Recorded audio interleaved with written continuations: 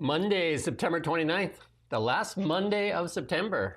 It's a kind of a cloudy. It's going to rain here in the Okanagan. I'm Jim Check with Now Media. With me, Ian Burns in the nation's capital. Is it cloudy and rainy there as well? It's absolutely pristine and beautiful here in Ottawa, which is why Mark Carney must have come back. There you go. Mark Carney brought the sun with him. And here's our headlines this morning. Are Mark Carney's numerous European trips for Canada? The devil's in the details. A real journalism missing in Canada. And then really missing. Canadians staring into the abyss. Canadian movie industry latest target. Waste abuse rampant in Ottawa. And Trump gives a lift to weed stocks in Canada. All that and a lot more on the Really Big Show. I'm ready to go. How about you? Oh, I can't wait. Let's wait. Get involved. Well, there you go. Mark Carney went off to the UK to visit your family and friends. And, as luck would have it, it happened to be there was a rugby match going on at the same time. He is, at this point, he's a lot more English than I am. He knows a lot more about that country. And indeed, we don't know for sure if he really did get rid of his British passport. He said he was going to, but do we know for sure? Has he posted the picture of him chopping it up with a pair of scissors?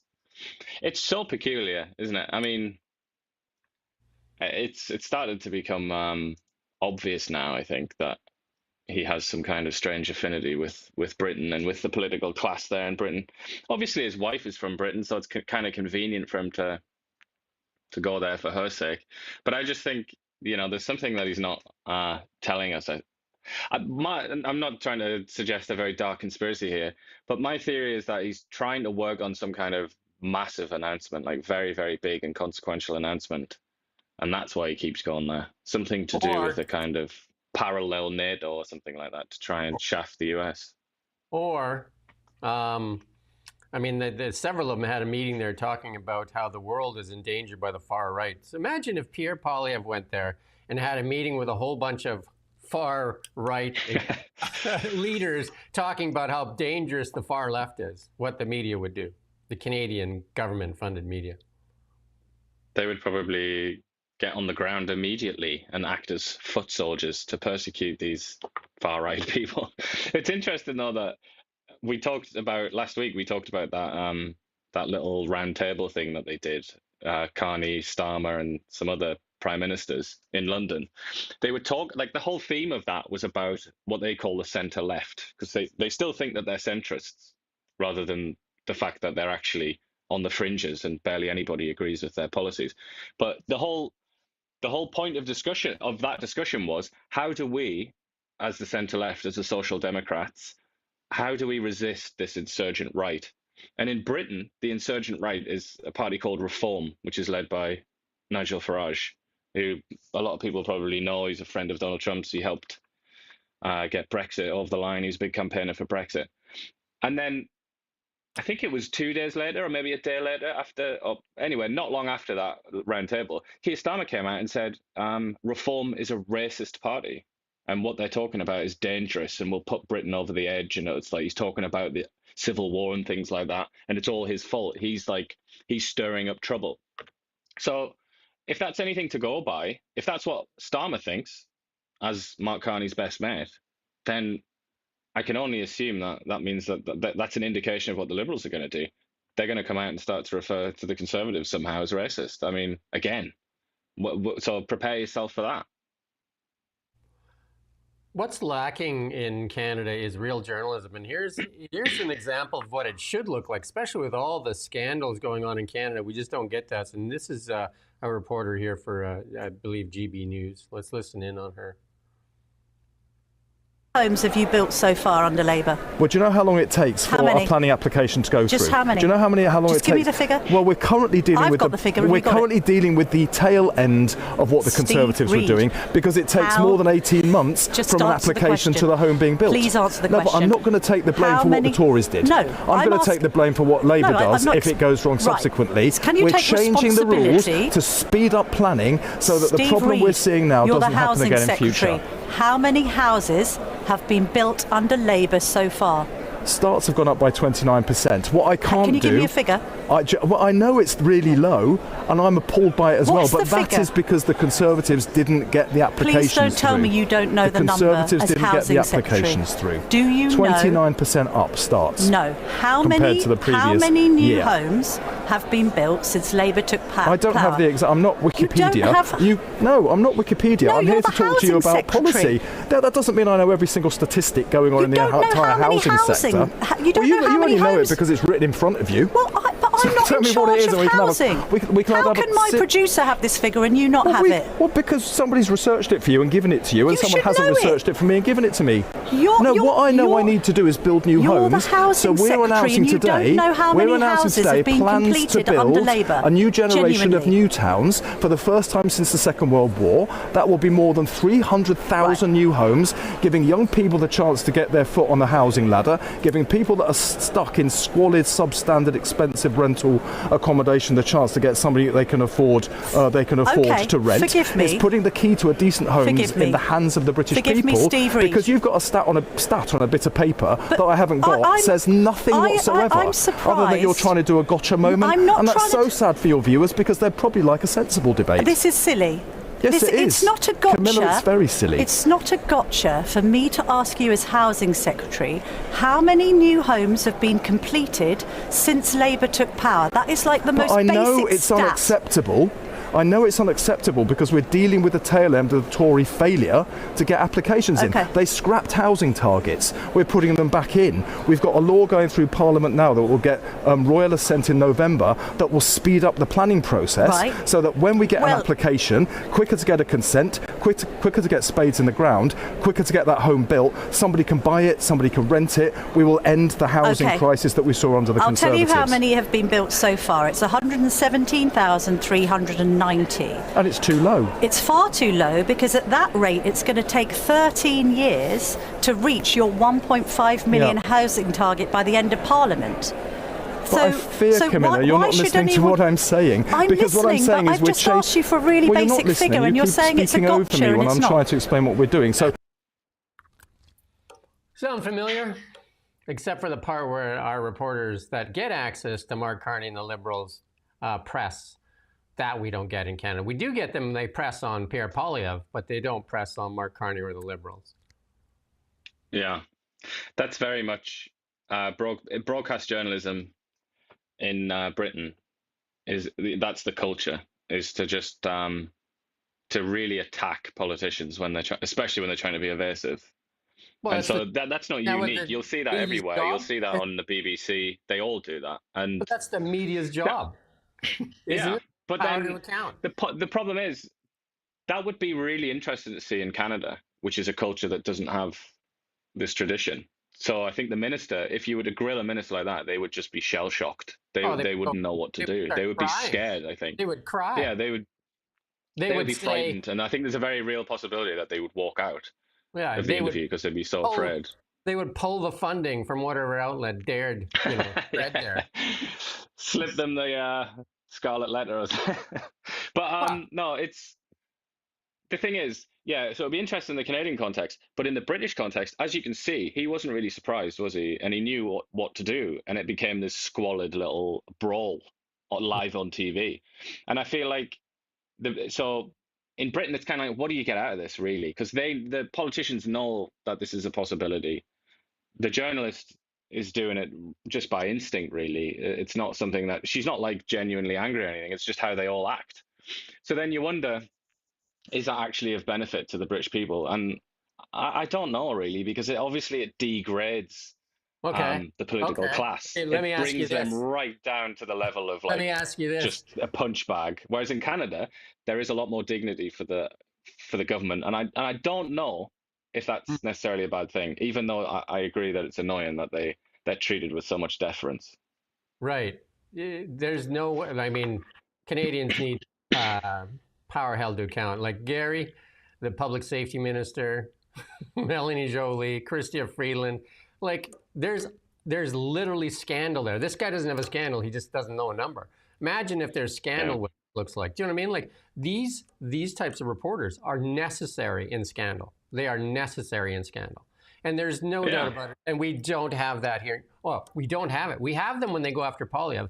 They will go after Poilievre, but he's not in power. It's odd, no? They go after Poilievre, not in power, but they don't go after scandal. Like this budget thing, this budget, stupefying, shocking, alarming, staring into the abyss, we're going to talk about it later. That should be just like absolute red meat for reporters. Yeah. Nothing. But no, I mean, and how many scandals during the Trudeau era that imagine the reaction in England if that had been the case. Like even just, I always think of the blackface one because it's my favorite Justin Trudeau scandal of the dozens on offer. That is my personal favorite. Imagine if that had happened in England. Or, you know, there are other countries like some Latin American countries as well have very aggressive media culture, and it's not just England. But yeah, imagine that. Imagine how that would have gone down. Instead, in Canada, I can remember watching with absolute disbelief where people were just so polite and so kind and so nice to Justin Trudeau after this utterly disgraceful and inexplicable revelation about his, past life. It kind of blew me away. But you know, I've seen both sides of the picture here. And when I came to Canada, fresh from London, like the difference was astonishing. I remember I phoned up the RCMP. Hope she's listening to this now. But I phoned up the RCMP to ask about something going on, like a report of a crime or something. And I was a bit sort of, I was still in my English mode, and I was a bit aggressive. And she was just shocked and appalled. This was a sergeant on the desk, and she was kind of like speechless and shocked. And she'd never been spoken to like that before. And that was like kind of a lesson for me as well. It's like part of becoming and acculturating to Canada, becoming Canadian, is to realize that you just don't speak to people like that. So it's really difficult because there's me coming from somewhere I've done that. I've shouted at people over the phone and all the rest of it because it's part of the culture in England. But then I come here and I've had to kind of like forget that and move away from that, because if you don't, you're kind of punished. I think it's fair to say in this culture here in Canada. How's that working out for you? You've reached out to Stephen Guilbeault's office how many times? How's that working out for you? Well, that's the thing. But at least I have. The thing is, this is where you have to, you think about the balance. I have had interviews with government ministers. We have had conversations with very senior political figures.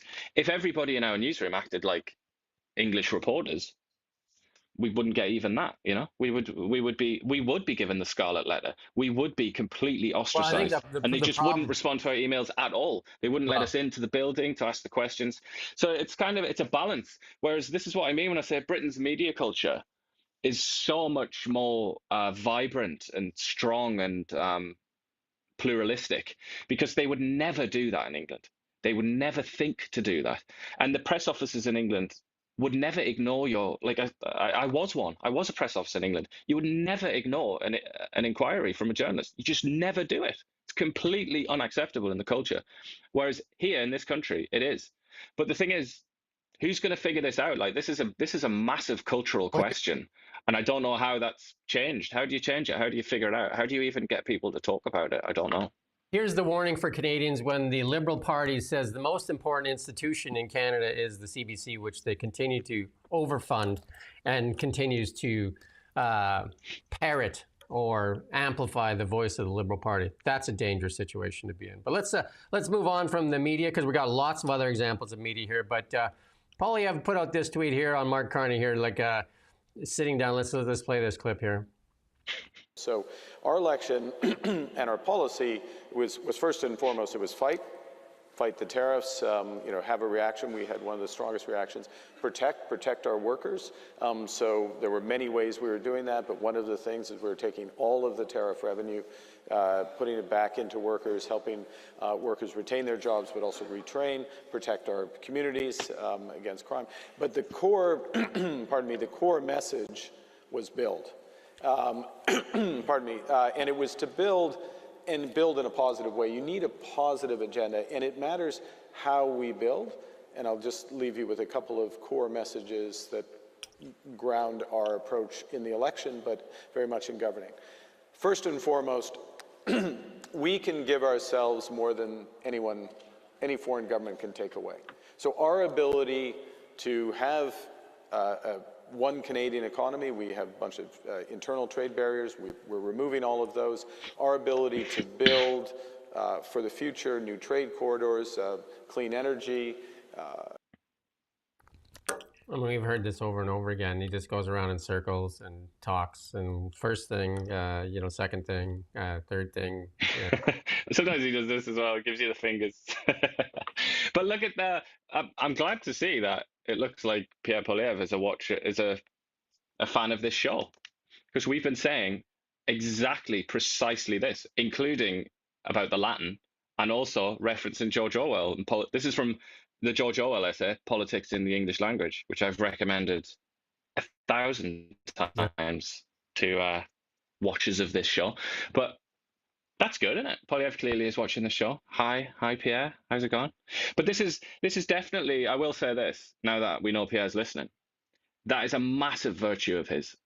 I mean, it might even be his single best trait as a politician, is that he does actually try to speak plain English. And obviously, I assume he wrote this tweet.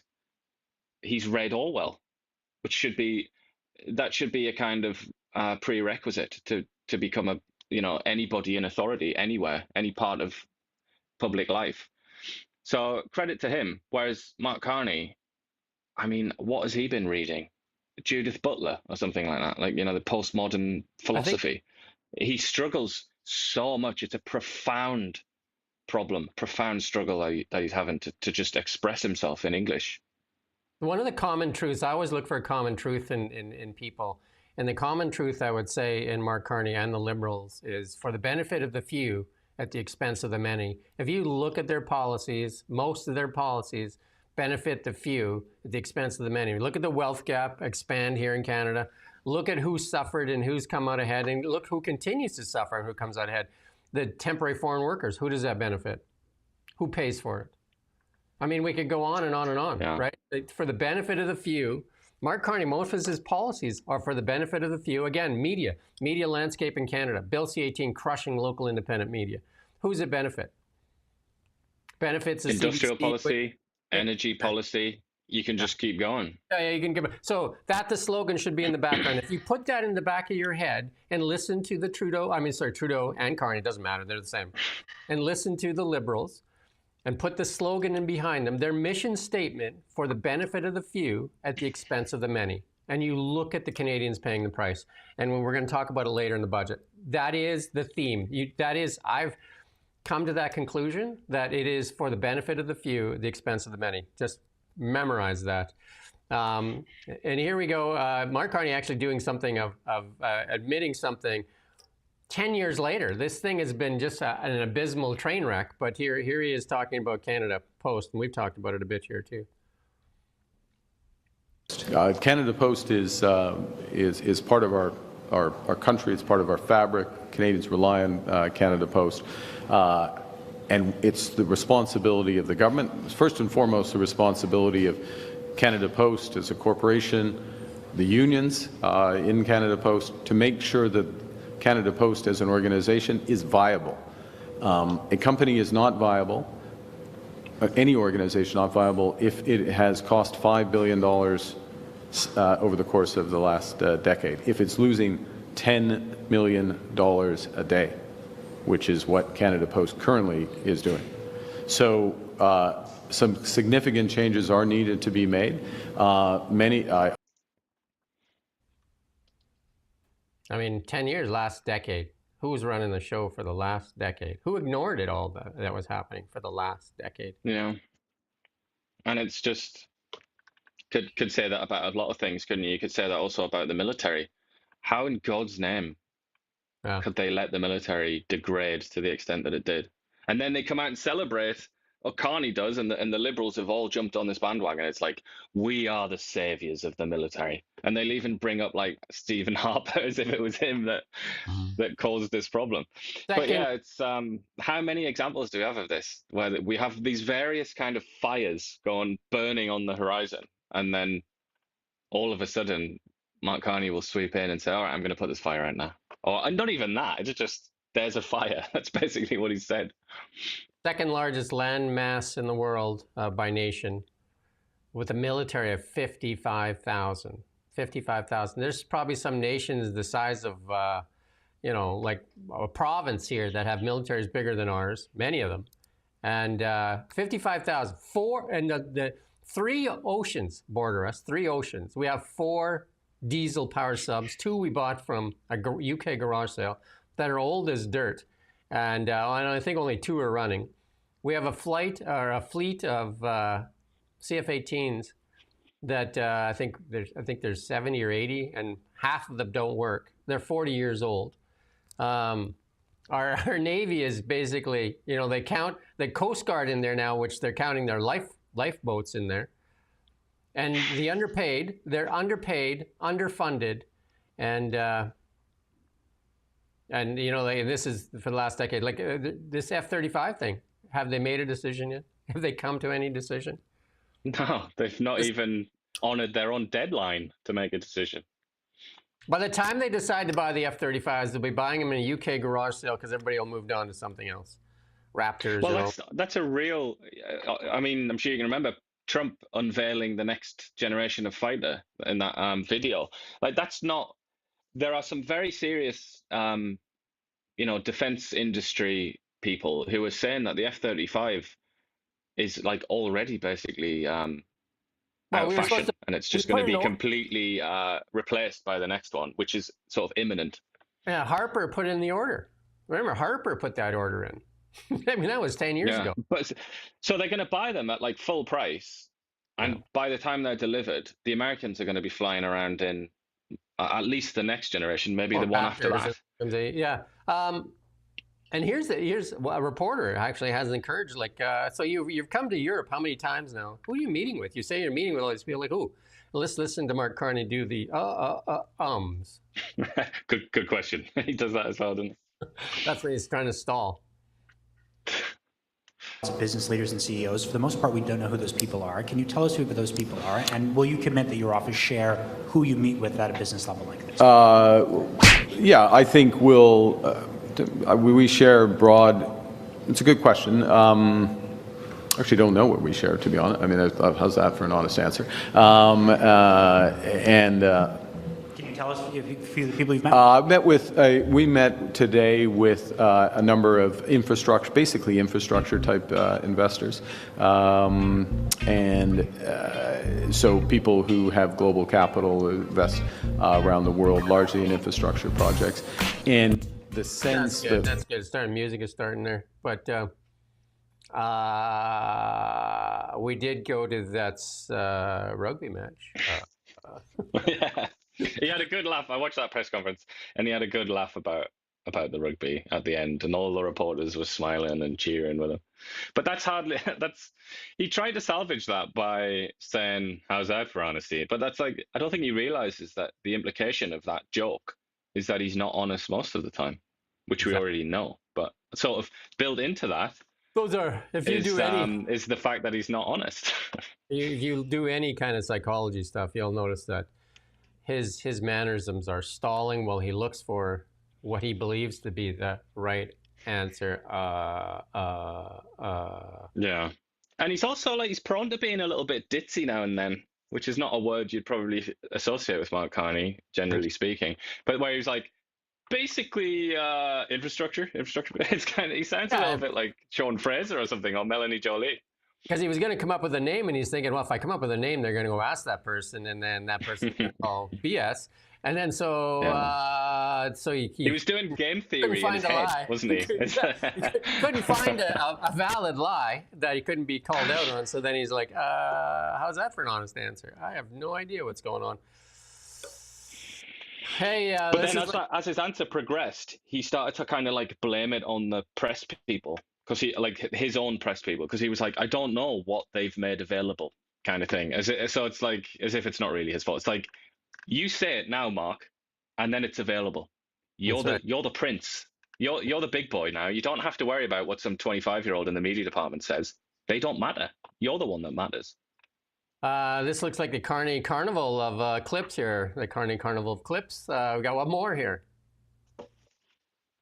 Within that overall plan, as you know, there is an economic class of immigrants that come into the country, and we have an ability to shape that in terms of the type of people we're attracting into which sectors. What is clear is that the opportunity to attract people who previously would have got so-called H-1B visas, and I'm going to simplify it, one of the big cohorts is in the tech sector. Not as many of those people are going to get visas to the United States. And these are people who are on lots of skills, they're enterprising, and they're willing to move to work. And so it's an opportunity for Canada. And we're going to take that into account, and we'll have a clear offering on that. A clear offering. All right. Notice when people say clear, let's be clear. That's but here's a moment of honesty here from our friend Catherine McKenna there at a bar. This is a liberal moment of honesty. Let's listen to Catherine McKenna tell you how to do it. You know, I actually gave him some real advice. I said that if you actually say it louder, we've learned in the House of Commons, if you repeat it, if you say it louder, if that is your talking point, people will totally believe it. So just go. You know, I actually gave him some real. That's why you think when you're being gaslit all the time and you're just like, your common sense is kicking in, they know what they're saying. They just keep pounding it into your head till you actually question your sanity. I mean, what's the context of that? I would imagine, going into this blind, I'd imagine she's trying to attack Pierre Poilievre there, isn't she? She's trying to accuse him of that. Yeah. But it is an interesting, it reveals obviously something of her belief system, doesn't it? There's a psychological study that's done, and they had one person is the only person that didn't know what was going on. They had 10 people in a room, and they asked a basic question, which was like, what's 2 + 2 in that? And, you know, like everybody in the room said 5 or 6 or different numbers, and the one person, like, it's 4. And they did this repeatedly, and the people that acted that they knew the answer. So with like after several of these sessions, the person that knew the answer was 4 actually conceded that it was 5. That's the power of faith as well, isn't it? Which is why they question it might their seem own strange beliefs, when you read about religions, and you know, even like modern religions that are sort of transparently they look to be bogus. Let's say a lot of the ones invented in the last 100 years or something like that. That's where the power of faith is, that it can persuade other people that it's real, just purely based on your passion and the strength of your own belief. And I mean, obviously, in the 20th century, there was an awful lot of this kind of thing with the communists and the Nazis, the Große Lüge and all that, as the Nazis called it. And obviously the Stalinists. And in China, Mao, for example, would just repeat falsehoods again and again and again, fabrications that people could disprove by opening their own eyes and looking around about sort of the production of metal and things like that. They knew it was false, but the party said it was true. Mao said it was true, and so they went along with it. I mean, there's no doubt that that's a facet of human psychology. And then part of it is also bots that go around, and then when you try to like make a point, and what they try to do is shame you into silence by starting to call you names, label you. You can see it in our comments here.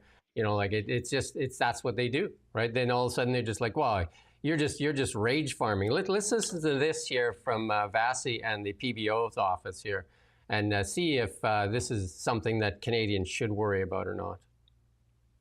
In the report, we clearly indicated that based upon the path we're currently on, by our estimates, it raises significant concerns with respect to the sustainability of federal finances. What does that mean in layman's terms? I'm asking because we hear that word a lot from economists, particularly when we're talking about deficits or balanced budgets, you know, what and what isn't sustainable. When you say that you have concerns about the sustainability of our financial picture here in this country, like what in layman's terms does that mean? I think like certainly from our perspective, we're at the precipice. So we haven't gone over the precipice. We're kind of looking out over the cliff at this point. And we're at a point where, based upon our numbers, things cannot continue as they are. And I think everybody knows that, right? So what we've done is we've taken what everybody's feeling in terms of the anxiety across the country at this point. positive economic growth that doesn't necessarily feel very good. And we've actually put numbers around it with respect to the federal government's deficits over the next 5 years. And for us, it's really important to set the table for parliamentarians so they know what to expect, so they have a better sense of the overall context within which they're going to be presented with Budget 2025. So what's at stake at the precipice? Like, if you fall over the cliff, what's there? If you're able to go the other way, what's there? Well, obviously, you don't want to go over the precipice. That's probably... Like, what happens, though, if you do? Nothing good. And nothing good. And I think for parliamentarians, and certainly I think all Canadians are very much aware of the challenging economic times that we're in, and the fact that we're going to have more challenging times as we go forward. They can't hear the interview with the parliamentary. Is that not working? Oh, I can hear it. Okay, there you go. But I don't know if I've got a different feed or something like that, but I could hear it. There you go. Basically, he said nothing good is going to happen, and Vasich kept trying to say, "What do you mean?" I mean, I'm sort of disappointed in him that he didn't just go into some. Let's just name a few examples of what might occur. And I wish she'd said that. I wish she'd said, "What do you mean? Like, Canada could go bankrupt? We could stop spending money on healthcare? Like, what are you talking about?" You know. You have to recognize that CPAs. He's a CPA. And he's also representing the government, has to be very careful of what he says. When he says shocking, stupefying, standing at the precipice, those are all, you should amplify that in your head by an X factor of 10. Because these guys don't throw those words around lightly, because obviously that shocks the market, that shocks a whole bunch of things, right? Mm-hmm. But it's already laid out. So when he says you're staring into the precipice, or you're standing at the precipice staring into the abyss, and the abyss is already laid out. Go on ChatGPT and put in this, and put in Canada's current situation, compare it to Venezuela. Compare where Venezuela was to where Canada is. Venezuela was the richest South American country. Richest. And government policies took it down a road, and it wasn't the sanctions by the United States that killed it, but it didn't help it. Do you know what I mean? Like and again, look where we are. We have a government, they had energy policies down there. They let their energy go. It's very similar. Again, go and do it. I've done it on my LinkedIn. Go and take a look at where Venezuela was and where Venezuela is, and then look at the policies of Canada, and look at where we are with the United States, and ask yourself, that is when you stare into the precipice. Because what happens is, a dollar collapses, right? When a dollar collapses, what happens to the country? Inflation goes rampant, right? Because you can't buy much. I mean, I think Venezuela had inflation of, I don't even know, 10,000%, something. Basically, people, if you had all your money in Boliviars, I think it is, you lost everything, including your pension, like everything. Can't buy food, all kinds of things. And millions of people fled Venezuela when that happened as well. People that protected themselves with other currencies and that. And capital started fleeing Venezuela as it started to happen. Sound familiar? Capital started fleeing Venezuela when it started happening. So that's what he's warning against. The thing is, it started with, we have to go back, don't we, to a military coup in Venezuela. Mm-hmm. And a sort of socialist, quasi-communist, whatever it was, they leader of the country. That's what really knocked it. They nationalized Venezuela. They nationalized assets, which spooked capital. Capital fled, right? They nationalized a bunch of interests there, and then didn't put any money in it. And then it was all socialism and a whole bunch of other things. Anyway, just go do a study. Go on ChatGPT. I advise you to go on there and just ask what happens. I mean, Canada's in a much better position, but if they don't rein in their spending, this is what he's saying. We're standing at the precipice. We can go one way or the other way. We need to figure it out. I would say another example in South America that maybe would be a bit more opposite for Canada would be Argentina, which was, I mean, Venezuela was wealthy because of its oil, which is interesting because it is actually literally the same oil that we have. It's heavy oil. Quite interesting. and they sort of relied on the US for a lot of. But I mean, there are fascinating comparisons to be made there. But Argentina is a much more developed economy, much more developed society as well, and something quite similar happened there when they basically forfeited on their debt. They went bankrupt more than once, and their currency was trashed and all the rest of it. But maybe these are kind of extreme examples. Maybe an example that might be a little bit more palatable for people, maybe people who are less comfortable with these sort of discussions, would be Britain in the 1970s. Britain needed a bailout from the IMF. Britain, Her Majesty's Royal Treasury, needed a bailout from the International Monetary Fund in, I think it was 1976. Read about that. That's something to have a look at, because that was actually it's a lot more comparable, because it was socialist policies or left-wing policies and distributionist policies of the then Labour government, and the Conservatives were doing it as well, actually, in the 60s and 70s. But have a look at that. Like the country, Britain, like the country that invented modernity, invented the modern world. Everything we see around us is because of Britain. And that country, the richest, most powerful country in the history of the world, as late as like the 1920s, went in, basically teetered on the brink of bankruptcy and needed to beg the IMF to bail it out. And then later on, you had all kinds of austerity inflicted on the British state. It can happen, and it can happen to a country that's even, seems to be more powerful and at a sort of more of a peak than Canada even. So here's the thing, like a lot of people in Canada especially will compare Canada to the United States and say they got more debt, they got more this, they got more that, and we're better than them. The sad reality is that they don't take into account that the United States is the reserve currency in most of the world's reserve or central banks. Canadian dollars are not a reserve currency for anybody. Do you know what I mean? Like we don't have that luxury. The United States gets to export its inflation because of reserve currency. The United States has a huge benefit because it's the largest economy in the world. The United States has a huge benefit because it has the largest military in the world. Canada has none of those things. So you can't compare Canada versus the United States and say, well, we could run our dollar into the ditch just like that. We can compare our currencies to South American countries because nobody cares about our currency other than ourselves. Ours is a resource-based currency. That's the truth of the matter.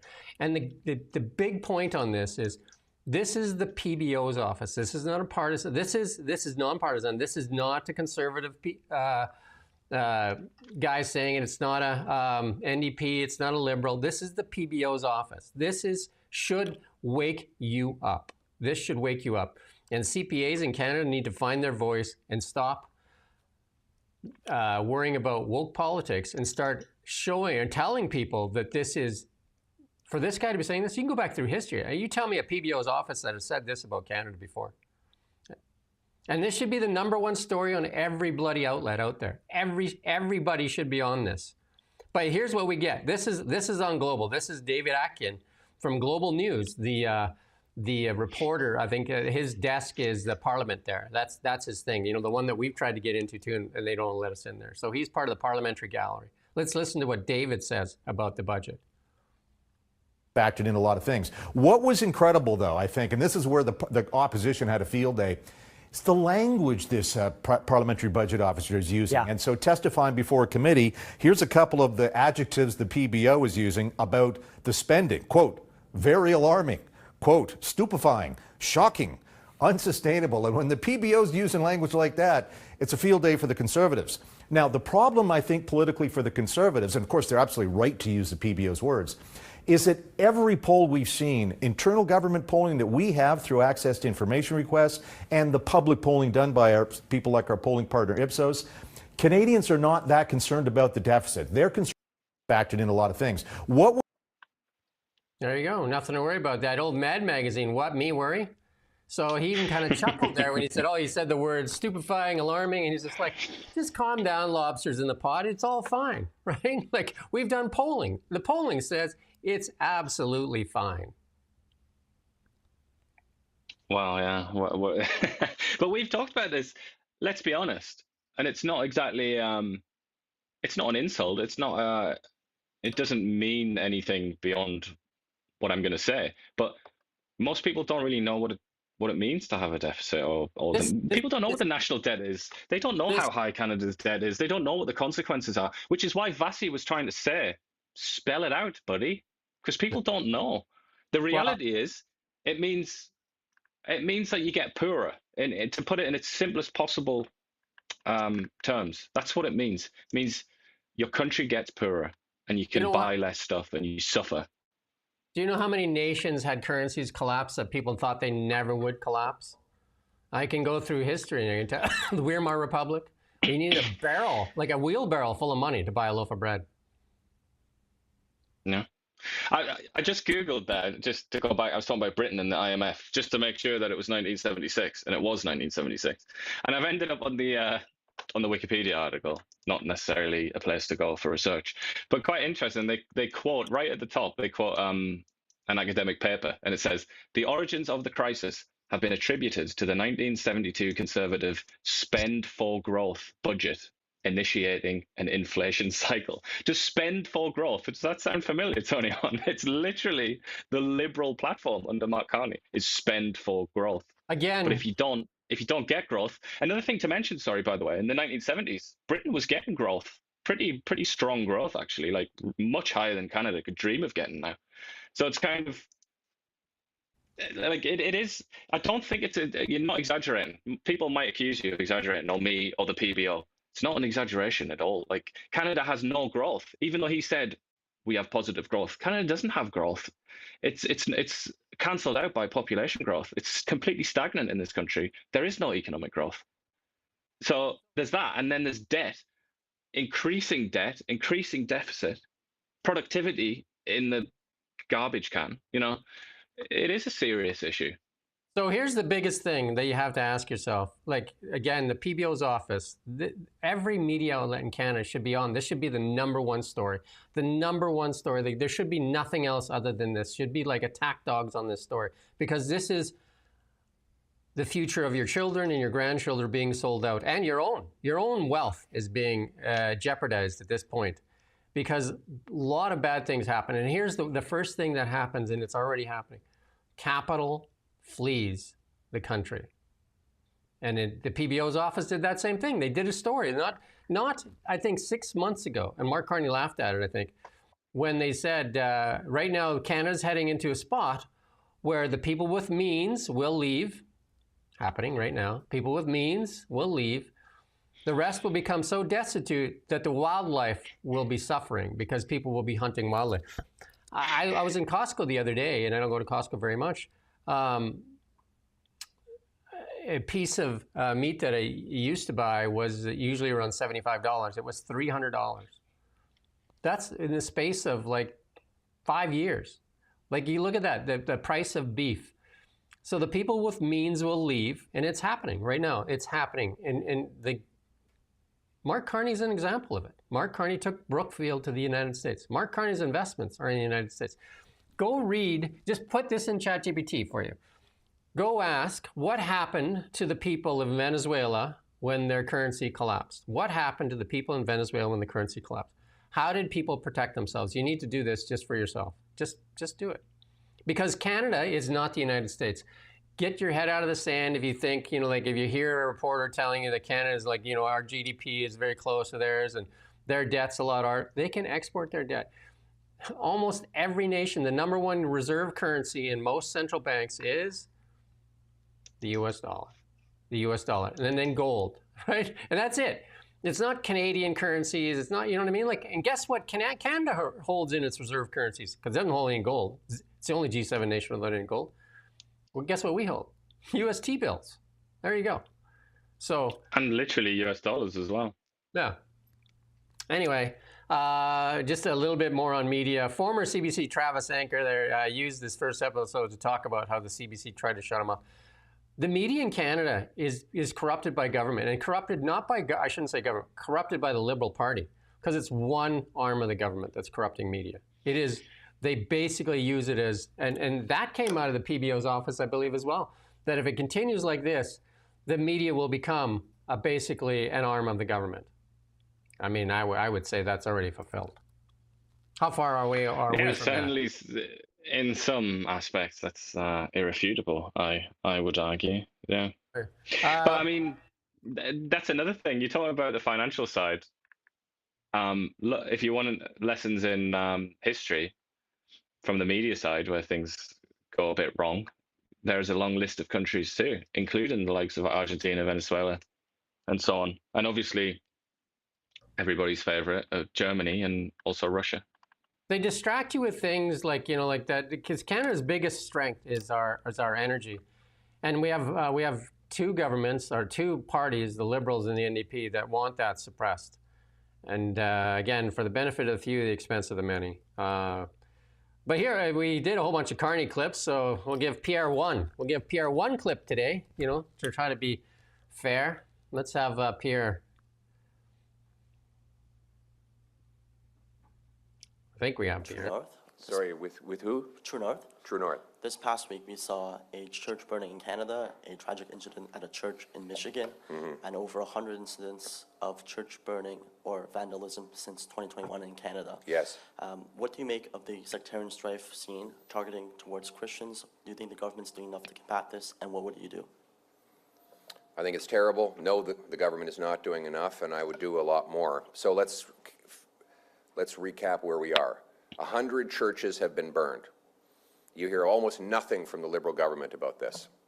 Christians may be the #1 group that is victims of hate-based violence. But of course, it's not politically correct to say that. 100 terrorist attacks against Canadian churches. This anti-Christian hate has got to stop. We've seen with this Liberal government is the number of things they've done to allow this. One, they've separated people into groups. Their ideology seeks to identity politics, divides one group against another, and then we're surprised when that leads to violence. Two, the Liberals have reduced criminal penalties for arson, so people are not afraid to get caught burning things down anymore. And three, they have failed to put law enforcement resources where they belong, which is to say going after criminals rather than targeting farmers, duck hunters, and professional sport shooters. So Conservatives would take exactly the opposite approach.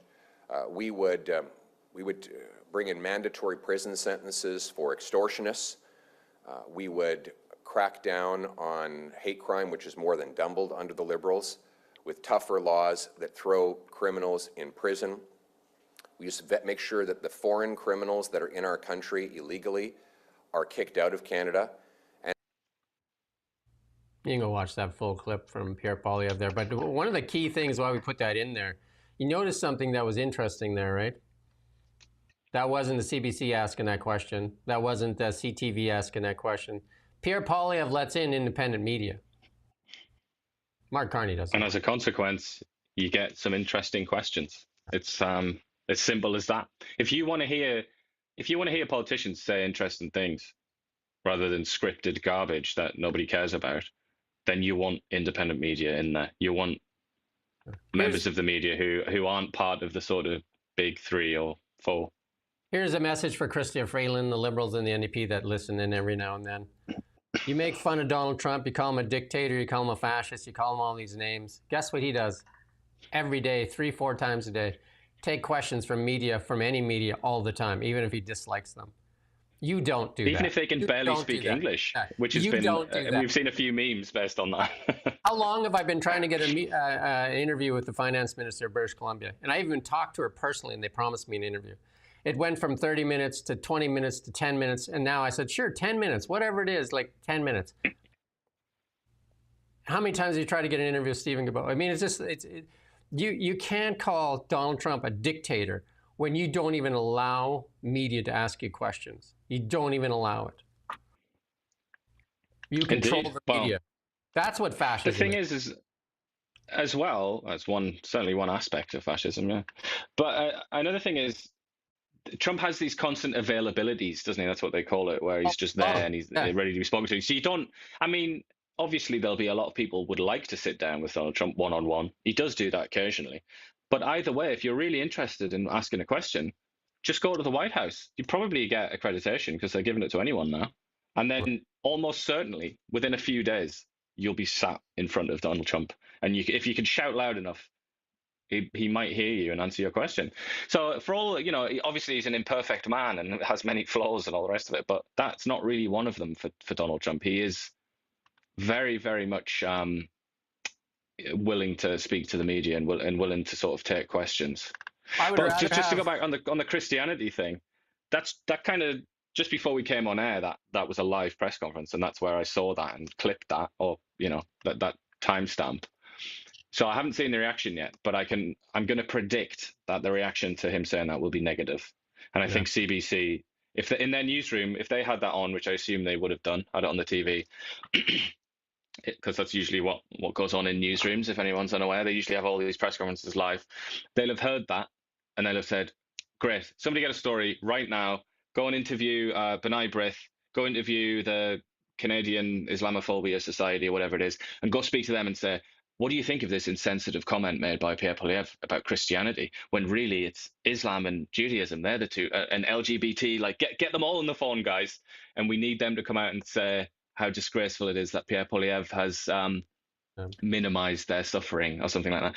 Even though I have a feeling that in absolute terms he's right, according to the hate crime data that even that StatsCan puts out. I'm pretty sure that Christian ones are just in absolute terms, at least, if not per capita. I think it is.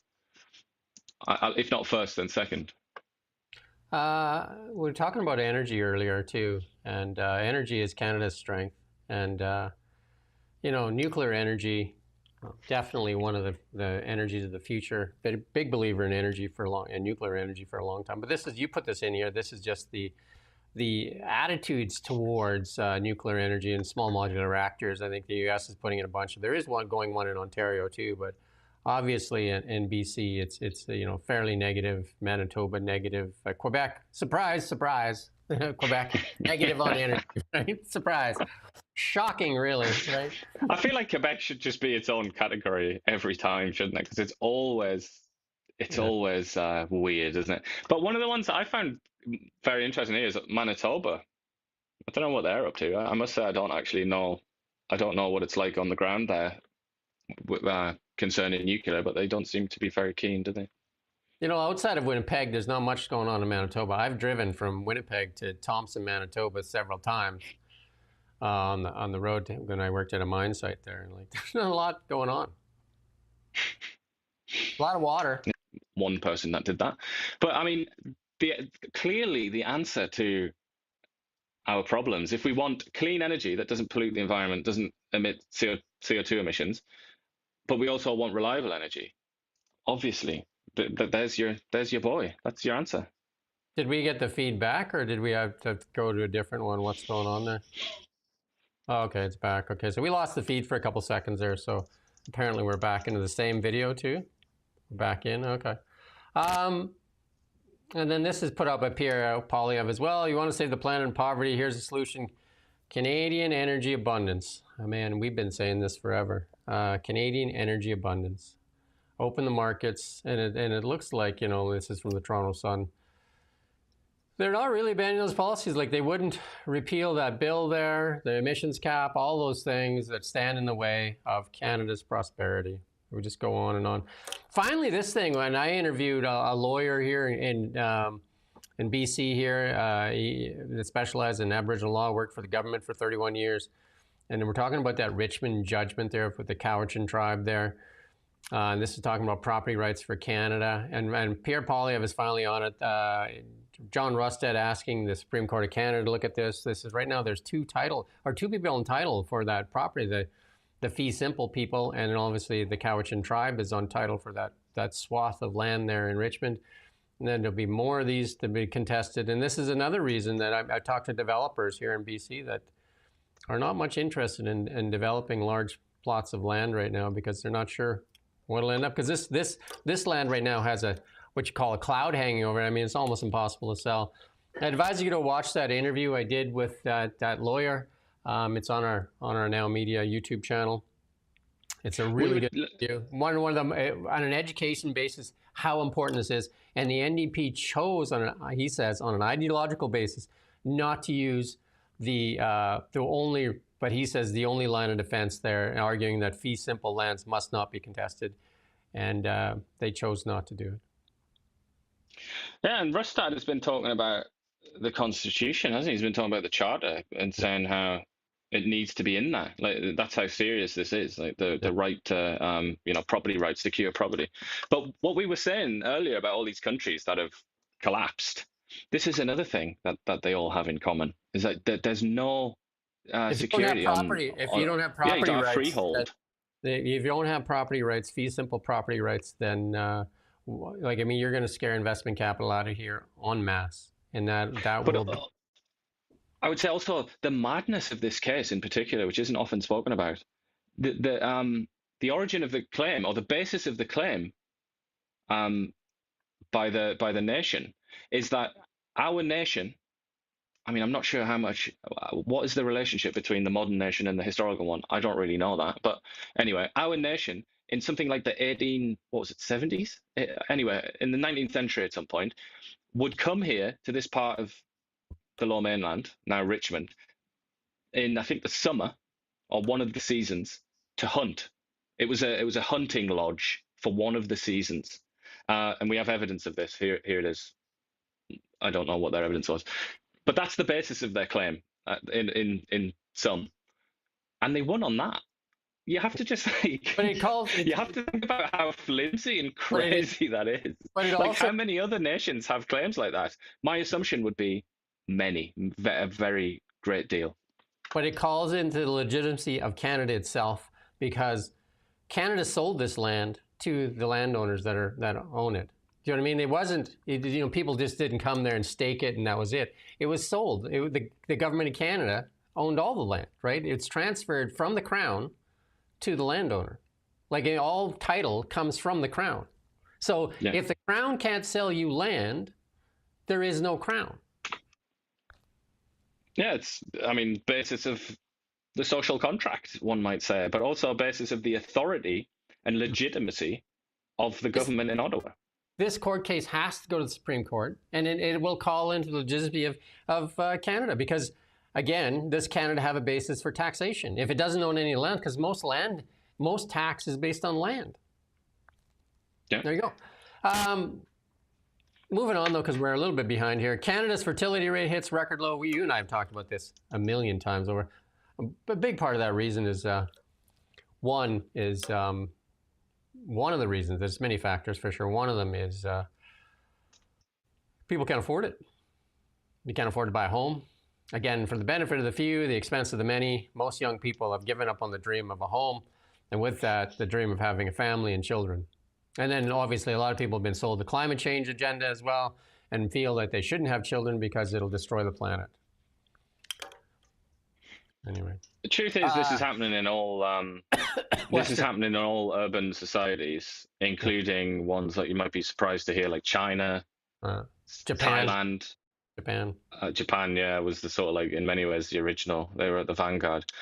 South India, not North India yet, I don't think, but South India, way below, which is the richer part of India, way below replacement rates in those states of India, and it's just all over the place. But what is interesting to me is we've got a perfect sort of comparison that we can make. We can look at the United States, which is so similar to Canada in so many ways, and yet it's still got a very low fertility rate, but it's about 1.5, I think, now in the US. Yeah. Considerably higher than Canada's. So you have to ask the question, why is theirs higher than ours? Because that would then come down to things like affordability, I would imagine, because when you're looking at the smaller differences. Yeah, there's some Instagram accounts you can go find on the internet, just talking to people that have left Canada and gone to Florida and Texas and various places like that, and then just looking at food, and they're just absolutely shocked at how cheap it is and stuff like that. They're just, gasoline, all kinds of things. And Canada, how high the salaries are. Our average salaries used to be higher than the United States. That is not the case anymore. That is not the case anymore. By far and away, they're leading. This chart here, remember Mark Carney at the UN there saying how China, he admires China because of all their stuff they've done with climate change. I think he says China is very serious and engaged in climate. That was Mark Carney. Now here's a chart. He said they were sincere, didn't he? Yeah. That was his. That's to quote But him. take a look at this chart. Like, that's how serious they are. That's their CO2 emissions compared to Canada. They came out and they said recently, I think it was actually out of Xi Jinping's mouth, out of the horse's mouth. He came and said, we're going to put fixed targets now for the first time, because they've never done that until now. But the reality is, we were talking about fertility just now. China's demography is a catastrophe. Their population is declining. They're in a nightmare situation because they also don't like immigration, so they can't supplement it with anything. And I think the Chinese Communist Party have looked at that and thought, all right, our economy is going to sort of be smaller, like we're going to have fewer people, so we can actually claim that we're going to do it and make it seem like we did it on purpose, even though in reality it's just we've screwed up as usual because we're communists. China does not allow a lot of immigration into China, for sure. Yeah, it's basically zero. Here's Larry Brock, an MP here. Look at this. This another stat. Toronto police warn residents of over 1,200% increase in distraction thefts. You know, like, and this is going on. It seems like crime, different aspects, scams, and different things. And of course, you go after the most vulnerable, and it's just absolutely ridiculous. And then these soft on bail things. But we got lots to get through, so we're not going to spend any time on here. But here's another one though of what you call, I guess, waste, abuse. What do you want to call this one? Here's a National Research Council is budgeting millions of dollars to renovate a vacant library into an engaging workplace with an atrium, staff gymnasium, wellness rooms, and an executive suites for Mitch Davies. And he gets about $377,000 a year as the president. We got a picture of that thing as well. Hey, look at this. The design allowance. Just keep that up there for a second. The design allowance is $1.8 million. Construction. Just look at this. And this is when Canadians are suffering. They can't even buy meat. And this is where we're going, right? Staff gymnasium, wellness rooms. Yeah, just absolutely. $46 million basically to renovate this library in Ottawa here. Craziness. Hey, why not? Hey. But just look at that guy's happy face. You can tell he's supping on the gravy train, isn't he? Look at the joy. It's crazy, though, isn't it? These are sinecures. That's the word. If you wanna go and look up that word, that's what he's got for himself, and that's why he's such a happy chappy. You know that $64 million scandal, the ArriveCam scandal? The government said they're going to get that money back. So they're going to sue them now. Guess how much the lawsuit's for? $190,000 only. That's all they want back from the $64 million. Now, we haven't got no time to play this clip. You can go on the internet and find Larry Brock there. But that's what they're suing for. So this is, again, they say, well, we're going to go after them. So what did they set aside? The $198,000. They're going to give it to the government and say, okay, let's just everybody just shh. That's enough now. That's enough. Hey. That's enough. And then the one that everybody's talking about on the internet right now, this new bill that's being pushed through here, and they're saying it's the same as that Trudeau's bill C-26 that died at the final stage. But there's a lot of talk that this bill that they're trying to push through again for the third time's the charm. That's the library building they're renovating for $46 million. But again, in the interest of time, we're going to kind of skirt past this. What a hideous building that is as well. That architecture has to be said. Government there. We got this violent crime rate in Canada, and let's go to the next one again. We're trying to pick up some speed here. Again, conservative, liberal. I didn't see anything. You draw your own conclusions. I can see that old Chrétien was getting it down. It was going in the right direction with him. So it's not necessarily just a liberal thing. Well, liberal. Recent liberals. Chrétien was a centrist for sure, and one of my favorites for sure. He handled his own security as well. So Blacklocks getting attacked by the anti-hate group there. This is there's Rachel Gilmore there. one of the favorites for many of the conservatives in the United States. But Holly Doan there, subsidized anti-hate experts blames BlackRock's for a review of federal funding because they did a story, right, on the anti-hate network.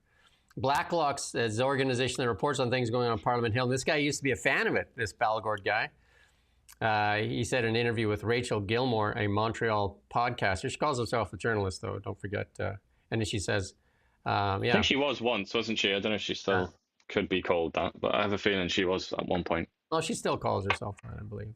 Anyway. She self-identifies as a journalist.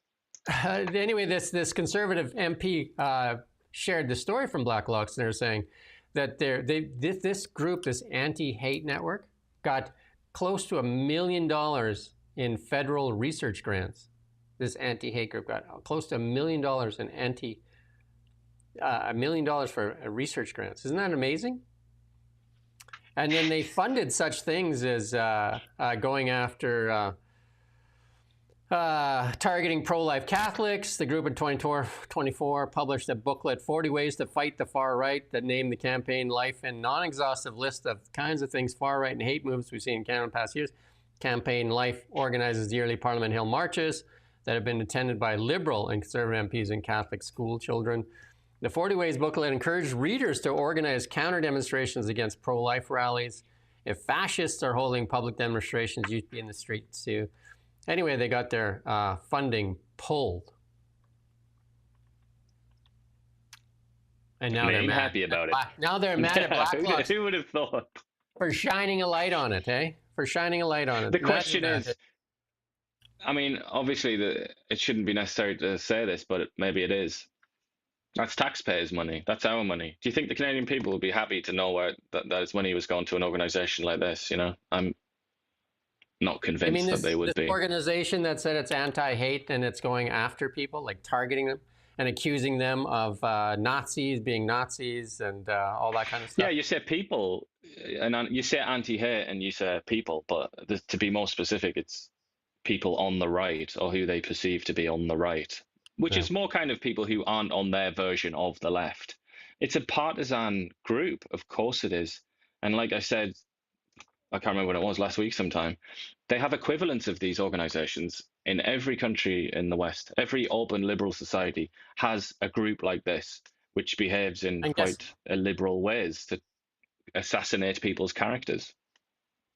On the right, assassinate rightists or people who aren't on the team. So this anti-hate network had sought, ready for this, permanent funding from Ottawa. And they wanted $5 million to create a strong pro-democracy, anti-fascist, anti-hate culture. Just use those buzzwords. Pro-democracy. Johnny, hate is permanent, and our funding should be permanent too. Yeah, nice try. Yeah, but yeah, look, these organizations, the one in England is called Hope Not Hate. Read about that one. England obviously being a society with a much more open, pluralistic media. So there's a load of media, there's a load of articles about an organization called Hope Not Hate. Basically the analog of this group in England. Just read some of the things that they get up to. It's and I'm not saying they're the same group, they're obviously different groups, but they have a very similar modus operandi, and you know, they're partisan fundamentally. Whatever you want to say about them, whatever accusations can be made against them, they are fundamentally partisan. They target the right or the enemies of the left, however you want to phrase it.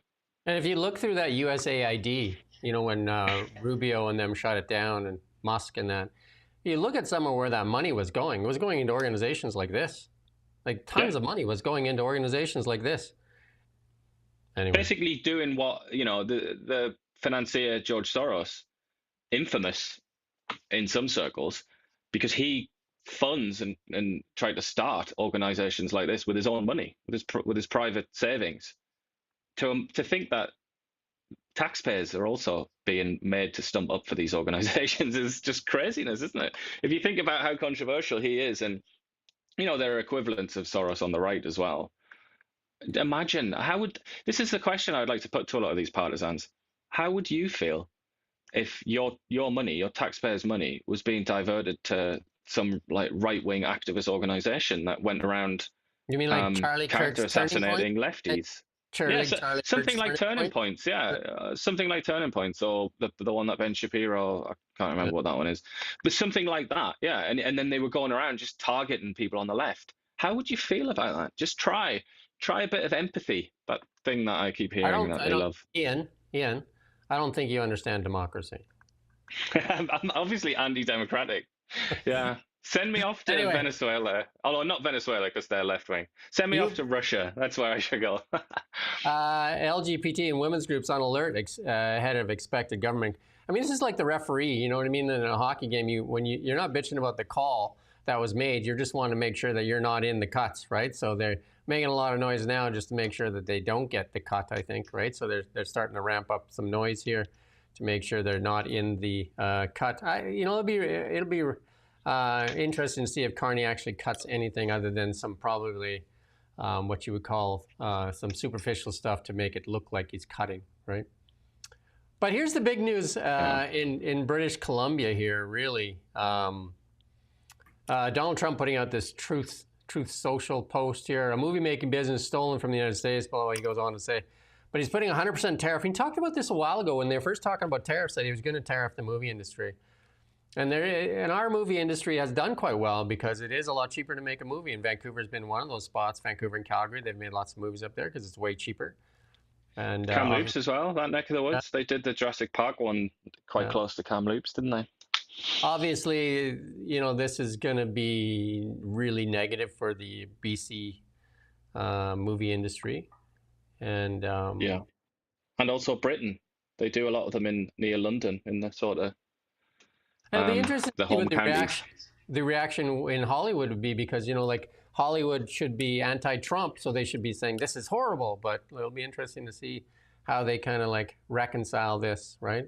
Because that industry is already facing AI's threats as well, right? Like, I mean, AI is becoming big. I mean, I watched a large corporation show you the movie, the commercial they shot cost millions of dollars, and then they put it next to the one they shot with AI. 2 guys in a room, a couple hours.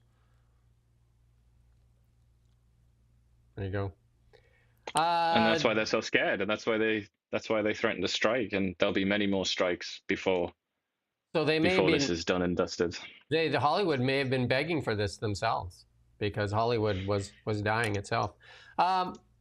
Trump put this out, and this is interesting. We're going to play this clip because it just gave a big lift to cannabis stocks, and we're going to show you some charts after. And cannabis suffering here in Canada ever since Justin Trudeau legalized weed, but this thing has put some wind in the sails of our cannabis stocks.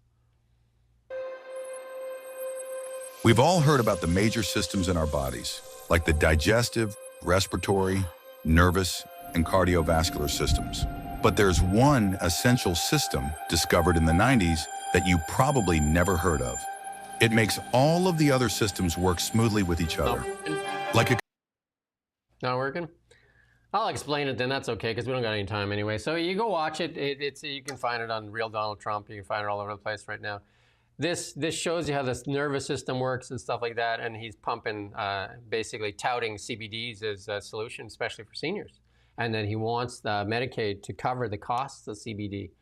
So guess what? Here's CBD. Here's one of the big weed stocks in Canada, weed. The symbol is WEED, weed. This is a 1-year chart. You can see at the far right there, just a little blip. I think it was about almost 20% this morning. And then if you look at a 10-year chart, look at the hype on weed stocks. Look at this thing. Take a look at that. Wow. Holy Batman, this thing was like $600 stock. $600, right? All the way down to like $1, $1.20. It's like 680 there, wasn't it? At one point, that's the peak then. Wow. Or is it actually 720? And you know what that moment? You know what that moment was though too? That was the legalization moment, right? Yeah. It kind of like peaked out there, and that was the end of weed stocks, right? So. Actually, that's a good stock, I think, for some people to pump and dump kind of thing, wasn't it? Yeah, weed stocks. There were a lot of old mining stocks that were converted into weed stocks. But we're going to move into our BC section here. 1 second. Live from the Now Media Newsroom.